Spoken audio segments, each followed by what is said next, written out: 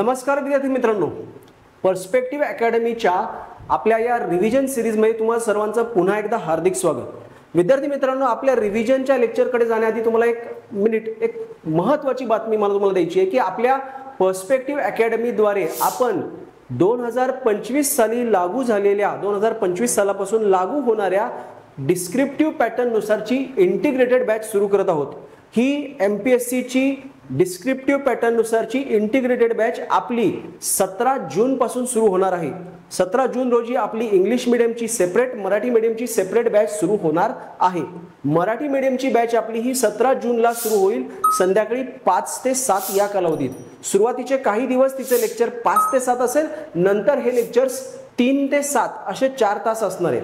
विद्यार्थी मित्रांनो, perspective academy तर्फे आपल्याला या बॅच मध्ये 1.5 वर्षाच्या कालावधीत, लक्षात घ्या 1.5 वर्षाच्या कालावधीमध्ये डिस्क्रिप्टिव्ह परीक्षेचा पूर्व, मुख्य आणि मुलाखत असा सर्व टप्प्यांचा अभ्यासक्रम कव्हर केला जाणार आहे।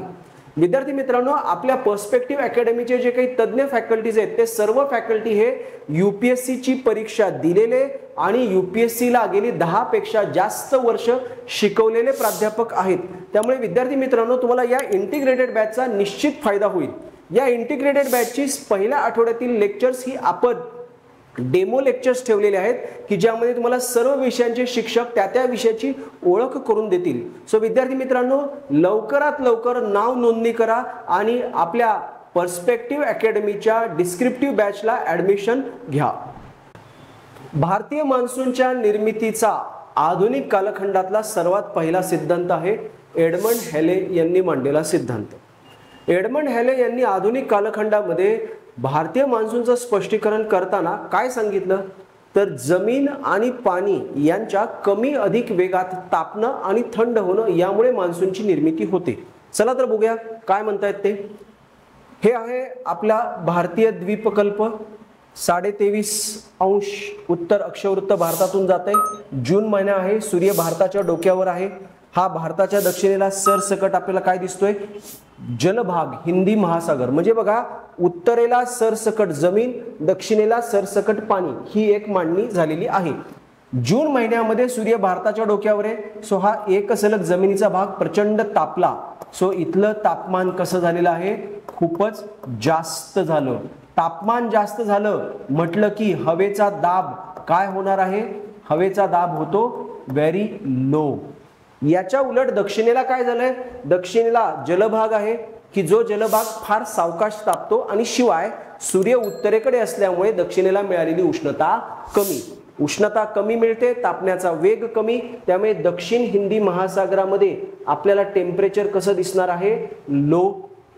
टेम्परेचर लो असेल तर तिथलं एअर प्रेशर काय होणार आहे, हवेचा दाब व्यस्त प्रमाणात असतो, त्यामुळे टेम्परेचर लो का प्रेशर हाय। आता बघा, कमी दाब जास्त दाब अशी परिस्थिती उद्भवली। आता वारे वाहणार, कसे वाहतील बघा, दक्षिणेकडून उत्तरेकडे सरळ जातील का, नाही। त्यावर परिणाम केला कोरिओलिस बलाने।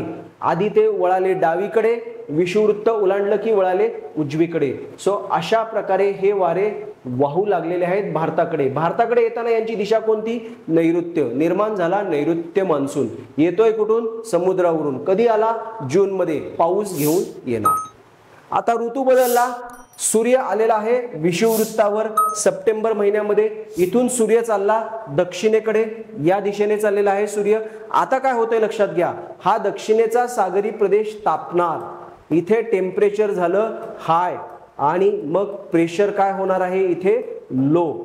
या दरम्यान हा भारतीय द्वीपकल्प, हा दक्षिण आशियाचा भाग थंड होतो, मग तापमान काय झालेलं आहे, कमी। तापमान कमी झालं का प्रेशर काय होणार आहे, हाय। मग या हाय प्रेशर कडून या लो प्रेशर कडे वारे वाहणार आहेत, उत्तरेकडून दक्षिणेकडे। सरळ वाहतील का, नाही। त्याच्यावर परिणाम केला कोरिओलिस बलाने। आधी वळाले उजवीकडे हे असे, आणि मग विषुववृत्त ओलांडून वळाले डावीकडे। सो बघा, भारतातून बाहेर पडताना त्यांची दिशा कोणती आहे, ईशान्य। हा झाला ईशान्य मान्सून किंवा परतीचा मान्सून, जो जमिनीवरून उगम पावतो, त्यामुळे तो भारतात फारसा पाऊस देणार नाहीये। सो थोडक्यात काय, एडमंड हॅले यांच्या म्हणण्यानुसार जमीन व पाणी याच्या कमी अधिक वेगात तापण्यामुळे या वाऱ्यांची, मान्सून वाऱ्यांची निर्मिती होते। यामुळेच काही शास्त्रज्ञांनी असं मत मांडलं की एडमंड हॅले यांच्या मते काय, एडमंड हॅले यांना काय म्हणायचंय तर नैऋत्य मान्सून ईशान्य मान्सून हे खारे वारे मतलई वारे या स्थानिक वाऱ्यांचं विस्तारित स्वरूप आहे असं मत काही शास्त्रज्ञांनी यांच्या सिद्धांताबद्दल मांडलेलं आहे, पण ते साफ चुकीचं आहे. त्या वाऱ्यांना, मान्सून वाऱ्यांना आपण खारे वारे मतलई वारे याचं विस्तृत स्वरूप असं म्हणू शकत नाही. That's it.